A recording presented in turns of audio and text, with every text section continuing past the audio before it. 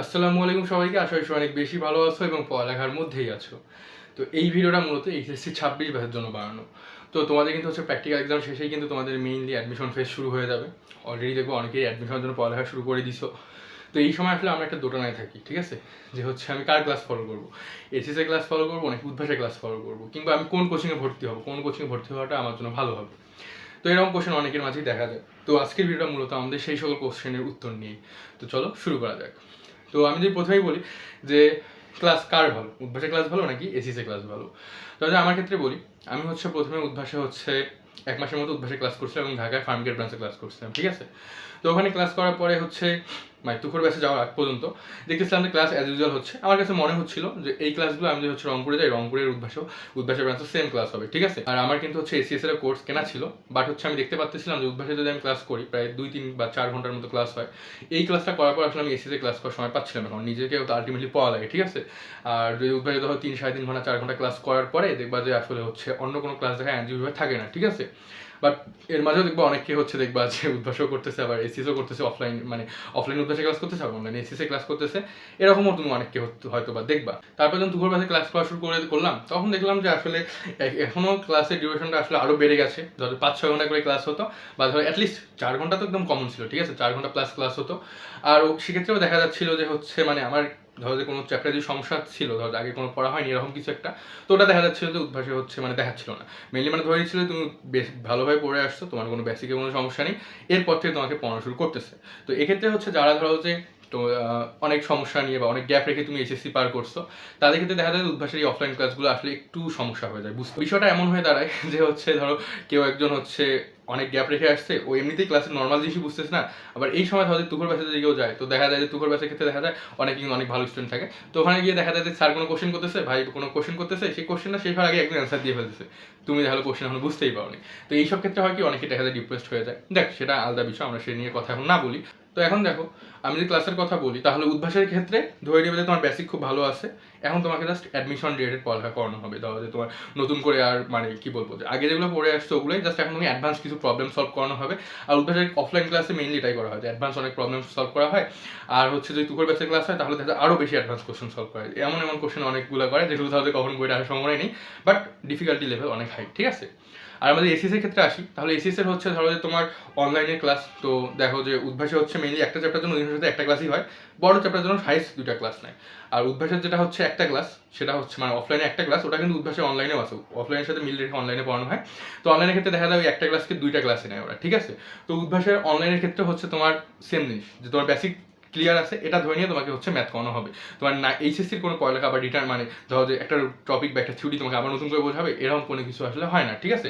But আমরা যে এসিএসের ক্ষেত্রে আসি, তো এসিএসের ক্ষেত্রে দেখা যায় যে যেহেতু অনলাইনে এবং ধরো যে ক্লাসও নেওয়ার স্কোপ অনেক বেশি আছে, দেখবে এসিএসে কিন্তু একটা করে ক্লাসের একটা চ্যাপ্টারের জন্য তোমার 4, 5, 6টা পর্যন্ত ক্লাস হয়ে থাকে, ঠিক আছে। একদম ধরো 2, 3টা তো কমন, 4, 5টা ক্লাসও অনেক সময় হয়ে থাকে। যেমন নিউটনের বলবিদ্যারই প্রায় আমাদের সময় 5টা ক্লাস ছিল, ঠিক আছে। তো এরকম ধরো যে একটা করে চ্যাপ্টারকে অনেকগুলো ক্লাসে নিচ্ছে, এবং প্রত্যেকটা ক্লাসের ডিউরেশন ধরো 3-4 ঘন্টা করে, ঠিক আছে। অনলাইন ক্লাসের ডিউরেশন এরকম করে আসে।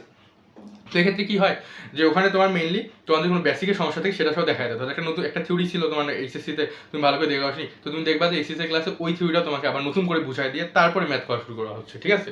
আর এক্ষেত্রে দেখা যায় যে এসিএস এর যদি ক্লাস করো, তো তুমি যদি ক্লাসটা ধরো ক্লাসে যা করাচ্ছে সেটা যদি করতে থাকো, দেখো অনেক ম্যাথ আসলে প্র্যাকটিস করা হয়ে যায়। টাইপ অনুযায়ী যতগুলো ম্যাথ আছে সব ম্যাথ কিন্তু সলভ করা হয়ে যায়, যেটা কিন্তু অফলাইন ক্লাসে কিন্তু হয় না, ঠিক আছে। উদ্ভাসে অনলাইন ক্লাসেও অনেক ম্যাথ সলভ করানো হয়, সেটা আলাদা কথা। বাট বেসিকের যেটা কথা বললাম, এসিএসে কিন্তু তোমার বেসিক থেকে পড়ানো হয়, ঠিক আছে। এখন আমি যে আমার কথা বলে আমি কি করছিলাম, তো আমি 1 মাস ঢাকা থাকার পরে আলটিমেটলি বুঝতেছিলাম যে হয়তো পড়ালেখা ঠিকঠাক মতো আগাচ্ছে না। তো আমি রংপুরে চলে গিয়েছিলাম, এরপর আমি বাড়ি চলে আসছিলাম, তো বাড়িতে থেকেই পড়ছি। তো এই সময়টাতে আমি কি করতাম, যে উদ্ভাসে অফলাইনে গিয়ে পরীক্ষা দিতাম, আর এসিসে ক্লাসটা মেইনলি অনলাইনে করতাম। তো উদ্ভাসে যেদিন যেটা পরীক্ষা থাকতো ওই রুটিন অনুযায়ী আমি মেইনলি এসিএস ক্লাস দেখা শেষ করতাম। দেখা গেছে যে উদ্ভাসে একটা চ্যাপ্টার পরীক্ষা আছে, ওই চ্যাপ্টার জন্য এসিএস অলরেডি 4-5টা ক্লাস নেওয়া আছে। তো আমি তখন সারাদিন ধরে 4-5টা ক্লাস দেখতাম, ধরো যে 3-4 ঘন্টা যেগুলো ক্লাস ছিল ওরকম 4-5টা ক্লাসই সব দেখে শেষ করতাম।